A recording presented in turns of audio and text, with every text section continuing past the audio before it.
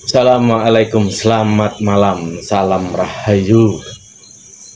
Yahudi pesek, ada-ada saja istilah itu. Kandang kebo, apalagi.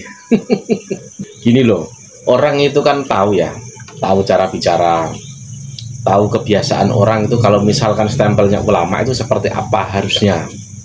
Apa karena keseringan demo, lalu ucapannya itu misalkan di majelis itu ya seperti demo, desainnya seperti itu gitu loh. Tidak ada elegan-elegannya, padahal kalau nama dia itu kan sangat terkenal. Harusnya cobalah berubah jadi elegan. Apakah memang karena kebiasaan dengan cara seperti itu yang menghasilkan, itu yang mengangkat namanya? Apakah seperti itu? Apakah seperti itu akan terus ditampilkan di depan publik, di depan umat gitu loh. Di dalam ajaran agama Islam itu kan ada akhlak, ada etika, iya kan? Lalu misalkan hal seperti itu ditampilkan di majelis ilmu, lalu bagaimana pertanggungjawabannya dia dengan Allahnya? Pertanggungjawaban apa? Soal umat ini loh, melihat, menonton. Kok kata-katanya seperti itu? Bahkan misalkan ada juga kan banyak menebar permusuhan kata-katanya misalkan. Atau paling tidak apa ya, menanggapi sesuatu hal yang bagi dia itu misalkan nggak baik, tapi dengan cara yang seperti itu. Padahal aslinya baik, cuma cara nerimanya yang salah gitu loh. Jadinya dianggap nggak baik, makanya meresponnya seperti itu. Harusnya kan nggak begitu. Lah itu tadi, itu ulama atau tukang demo kan begitu. Dan mungkin kebiasaan orang itu, jika sudah terbiasa seperti itu, maka akan seperti itu terus. Berulang seperti itu, berulang seperti itu. Ujung-ujungnya apa? Kadang kasus, masalah. Itu tontonan atau tuntunan kan begitu. Padahal kalau orang itu di atas panggung, di atas mimbar, tahu kalau dirinya ini di mata orang itu ulama, harusnya seperti ulamaan begitu. Misalkan ada yang berkata, kamu belum ketemu, kalau ketemu lembut. Secara pribadi seperti itu. Misalkan lembut, ya oke sajalah. Tapi kalau di depan umat masa keras, masa bicaranya seperti itu, kan terbalik. Ada apa? Sedangkan dilihat umat, dilihat orang-orang awam itu kok begini ya? Kok begini, apa nggak berpikir nanti umat itu meniru gitu loh? Apakah akan mempertahankan karakter semacam itu? Jangkauannya kan nggak banyak. Karakter semacam itu jika dipunyai seorang ulama itu, jangkauannya tuh nggak akan luas. Tidak akan luas, dari dulu pun nggak akan luas. Bahkan sampai misalnya nggak ada orangnya, ya hanya tinggal kenangan saja. Dan misalkan ditanya orang apa toh jasanya, apa toh karyanya, yang paling menonjol ya itu. Hal-hal yang kontroversi, hal-hal yang dianggap orang itu nggak baik misalkan. Masa meninggalkan seperti itu? Gajah mati saja meninggalkan gading gitu loh. Gading itu bernilai kan begitu. Lalu kalau misalnya ada ulama, kita berbicara semacam itu keras. Bahkan ada juga ulama yang agak rasis, itu kan ada. Gimana coba? Nanti dia meninggalkan apa? Lalu orang bilang tegas gitu. Lalu dibalas orang lagi, itu bukan tegas, itu demo misalkan. Itu memang kasar misalkan. Gimana coba? Dan pertanggungjawaban yang paling besar itu apa? Pertanggungjawaban ditiru umat. Nah itu dia. Makanya ulama itu setiap naik ke panggung atau di majelis kan tahu ini itu tuntunan, bukan tontonan kan, seperti itu harusnya. Nah ini ada respon dari seorang kiai yang saat ini rame lah. Jadi sepertinya merespon perkataan itu. Ini dia videonya. Tapi jika kalian masih menunjukkan marah di dalam dakwah, jika kalian masih bengis di dalam dakwah, jika kalian masih biadab di dalam dakwah, maka sejarah bangsa Indonesia bisa lebih bengis, bisa lebih marah, bisa lebih beradab dari kalian. Apalagi Bumi Ki Ageng, putra putri Joko Tarub, putra putri pejuang Nusantara masa lalu, yang di darahnya mengalir darah-darah pejuang dari leluhur-leluhur Bumi Ki Ageng Grobogan ini. Kita semua bangsa Indonesia sudah bersepakat tahun 1945 bahwa kita bersatu dalam negara kesatuan Republik Indonesia. Ada ribuan pulau, 17.000 pulau di Indonesia, dengan ratusan suku bangsa, dengan ratusan bahasa, dengan agama yang berbeda-beda, dengan 187 kepercayaan yang ada. Tapi kita bisa bersatu di bawah Negara Kesatuan Republik Indonesia, di bawah Pancasila, Undang-Undang Dasar 45, dengan bendera merah putih. PWILS tidak akan bergeser sejengkal pun dari NKRI. PWILS tidak akan bergeser sejengkal pun dari Nahdlatul Ulama. PWILS tidak akan bergeser sejengkal pun dari Pancasila. PWILS tidak akan bergeser sejengkal pun untuk kemanfaatan bumi Nusantara dan bangsa-bangsa yang hidup di atasnya. Siapa kita? PWILS, NKRI, harga mati. Nahdlatul Ulama, Nahdlatul Ulama, Nahdlatul Ulama, Pancasila, Pancasila, Pancasila. PWILS dibentuk berdasarkan ayat dari firman Allah Subhanahu wa taala. A'udzubillahi minasyaitonir rajim. Waltakum minkum ummatun yad'una ilal khairi wa ya'muruna bil ma'rufi wa yanhauna 'anil munkari wa ulaika humul muflihun. Hendaklah ada di antara kalian suatu ummah, suatu perkumpulan, suatu organisasi yang dia senantiasa menyeru manusia untuk kebaikan, memerintahkan kebajikan, melarang kemungkaran. Merekalah orang-orang yang akan berbahagia di dunia dan di akhirat. PWILS yad'una ilal khair, menyeru manusia kepada kebaikan, kepada iman dan Islam, kepada sunnah Rasulullah, pada ijma' para sahabat dan para ulama, qiyas para mujtahid. PWILS ya'muruna bil ma'ruf, senantiasa akan memerintahkan manusia ke dalam kebajikan. Salat 5 waktu, puasa Ramadan, punya duit zakat, punya duit haji.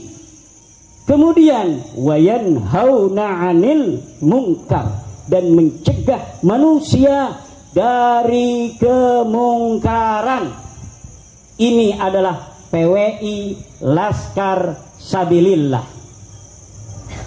Tahun 1945 pasukan santri diperintahkan oleh Mbah Hasyim Asy'ari untuk ikut berjuang membela tanah air yang sudah terbentuk Negara Kesatuan Republik Indonesia tahun 1945 tanggal 17 Agustus. Kemudian Belanda membawa sekutu kembali ingin menjajah tanah Nusantara. Mbah Hasyim perintahkan, wahai Abbas Buntet, pimpin pasukan santri Laskar Sabilillah, Laskar Hizbullah, untuk bersama masyarakat Surabaya untuk melawan Belanda, mati atau menang. Mati atau menang. Akhirnya kita menang. Itu tahun 45. Dan hari ini cucu Mbah Abbas Buntet yang namanya sama dengan kakeknya kembali Allah naikkan untuk menjadi pimpinan panglima tertinggi Laskar Sabilillah.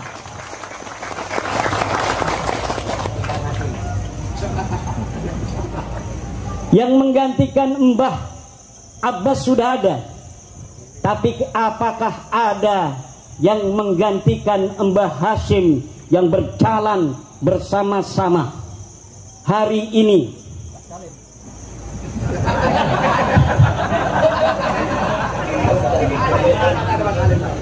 Termasuk kemungkaran yang harus dicegah oleh kita adalah setiap penisbatan, pengakuan sebagai keturunan Nabi Muhammad sallallahu alaihi wasallam, yang dengan pengakuan itu kemudian dia mengambil keuntungan kepada umatnya Rasulullah Muhammad sallallahu alaihi wasallam. Kita cinta kepada Rasulullah, betul? Kita cinta kepada ahli baitnya Nabi, betul? Kita cinta kepada seluruh keturunan baginda Nabi, betul? Tetapi ada orang-orang yang dia mengaku sebagai keturunan baginda Nabi, kemudian dia menghina umatnya baginda Nabi. Ada orang yang mengaku keturunan Nabi, dia mengambil uang daripada umatnya baginda Nabi. Dia mengaku keturunan Nabi, dia membilang, dia berkata bahwa umatnya Nabi adalah Yahudi pesek, hanya dia yang mancung-mancung. Dia mengaku umat sebagai keturunan Nabi, tetapi kemudian dia merasa lebih berhak atas umat Islam daripada Nabi sendiri. Nabi mengatakan bahwa seluruh manusia semuanya adalah sama, la fadla li arabiyyin ala ajamiyyin. Tidak ada keunggulan orang-orang Arab terhadap orang-orang Ajam, tetapi mereka mengatakan mereka lebih unggul daripada manusia ras manapun jua, apalagi dengan orang-orang Jawa. Kira-kira ajaran begini ajaran Rasul apa bukan? Ajaran Allah apa bukan? Allah katakan walaqad karramna bani Adam, dan sungguh aku telah muliakan seluruh anak Adam. Inna akramakum indallahi atqakum, sesungguhnya orang yang paling mulia di atas dunia ini bagi Allah, menurut Allah, adalah atqakum, orang yang paling bertakwa. Siapapun dia, walau kana abdan habasyian, walaupun dia adalah seorang budak yang hitam, tapi apabila dia adalah orang yang bertakwa, orang yang paling bertakwa, maka dialah orang yang paling mulia. Ini ajaran Allah. Lalu yang mengatakan ada orang yang mulia hanya dengan keturunannya, ajaran siapa? Iblis. Coba lihat apa yang dikatakan oleh iblis kepada Nabi Adam. Ana khairun minhu, khalaqtahu min tin wa khalaqtani min nar. Khalaqtani min nar wa khalaqtahu min tin. Ya Allah, kata iblis, kenapa dia yang jadi khalifah? Engkau ciptakan dia daripada tanah. Aku lebih baik daripada Adam, karena aku berasal, bernasab daripada api, sedangkan Adam bernasab kepada tanah. Api lebih baik daripada tanah. Ajaran-ajaran unsuriyah, ajaran-ajaran rasisme itu berasal dari ajaran siapa? Ajaran siapa? Bukan ajaran Islam, bukan ajaran Allah, bukan ajaran daripada Rasulullah Muhammad sallallahu alaihi wasallam. Ini untuk keturunan Nabi asli. Kalau ada keturunan Nabi asli di sini, tetapi ternyata mereka yang mengaku keturunan Nabi, yang suka minta-mintain duit pajak sama kiai-kiai itu, ternyata setelah diteliti oleh para ahli, termasuk dalam penelitian saya, ternyata Ba'alwi, para habib ini sama sekali tidak tersambung kepada baginda Nabi besar Muhammad sallallahu alaihi wasallam. Nasabnya Nabi kemana? Nasabnya dia kemana? Secara ilmu DNA sudah dites DNA di Yaman, 180 orang Habib Ba'alwi dites DNA. Tes DNA-nya bukan DNA Kanjeng Nabi. Haplug grup mereka adalah G, yang menunjukkan bahwa mereka orang ajam, mereka bukan orang Arab, apalagi sebagai keturunan baginda Nabi besar Muhammad sallallahu alaihi wasallam. Dan ini paten, ini sudah terbukti secara ilmiah, secara data nasab dari abad ke-4, ke-5, ke-6, ke-7, ke-8, ke-9, nama mereka tidak dicatat oleh para ahli nasab sebagai keturunan daripada baginda Nabi besar Muhammad sallallahu alaihi wasallam. Tidak ada. Mereka baru mengaku di abad 9 Hijriah, 550 tahun yang lalu sampai sekarang. Mereka enak mengaku keturunan Nabi, tapi tahun 2022 kemudian telah terbongkar bahwa sesungguhnya mereka wallahi azim bukan keturunan baginda Nabi besar Muhammad sallallahu alaihi wasallam. Jangankan keturunan Nabi, mereka ternyata orang ajam dari Kaukasus. Mereka bukan orang Arab ajam. Dan ini belum bisa dibantah. Karena apa? Karena yang telah menyatakan ini adalah pakar dari Badan Riset dan Inovasi Nasional Indonesia yang telah meneliti hasil tes DNA Habib Ba'alwi. Dengan tegas beliau menyatakan bahwa Habib Ba'alwi ini DNA-nya sama sekali bukan DNA Bani Quraisy, bukan DNA orang Arab, bukan DNA keturunan Nabi Ibrahim. Kenapa? Kalau dia mengaku Nabi, keturunan Nabi Muhammad, maka berarti dia keturunan Nabi Ibrahim. Kenapa? Karena Nabi Muhammad di dalam Al-Quran telah dinyatakan sebagai keturunan daripada Nabi Ibrahim alaihis millati abikum Ibrahim, agama ayah kalian. Hei orang-orang Arab, siapa ayah orang Arab? Ibrahim. Sedangkan Nabi Ibrahim haplogrupnya J1, orang Quraisy haplogrupnya J1, keturunan daripada Sayyidina Ali karramallahu wajhah juga ternyata semuanya J1. Tetapi ketika Habib Ba'alwi ini dites DNA, DNA-nya melenceng kemana-mana. Sampai saat ini tidak ada yang berani dari pakar-pakar mereka yang menentang kesimpulan ini. Kenapa? Karena ini adalah kesimpulan para ahli-ahli genetika dunia.